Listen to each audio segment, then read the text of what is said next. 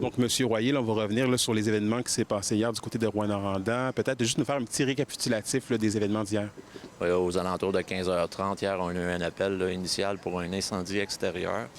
Lors de la mise en route des camions, rapidement, on a constaté avec des informations supplémentaires, suite à l'appel de d'autres citoyens qui voyaient le développement de l'incendie, on a rapidement une propagation, initialement à un garage, par la suite, propagation à la résidence, des véhicules aussi à l'intérieur de la cour, du périmètre. Puis par la suite, une propagation à la forêt, tout ça là, dans un court délai. Là, on parle de 15 à 20 minutes là, au niveau de la propagation rapide. Et à l'heure où on se parle, c'est quoi peut-être les derniers développements là, concernant cet incendie-là? Actuellement, l'incendie est complètement éteint, c'est confirmé, mais par la suite, là, on fait tout le temps des vérifications suite à l'intervention pour s'assurer qu'il n'y a pas des reprises. Un matin, il y a une équipe qui a constaté qu'il y avait une légère reprise au niveau des débris. Fait qu'on a procédé à l'extinction un matin du dernier foyer officiel de l'incendie.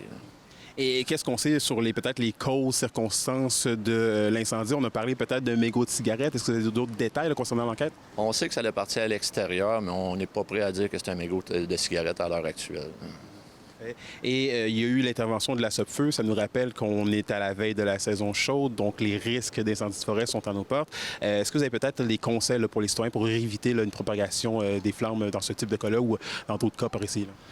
Effectivement, oui. À proximité des bâtiments, toujours dégagé si on a de l'herbe ou du combustible à proximité d'un bâtiment, c'est justement de prendre le temps de nettoyer comme il faut son terrain.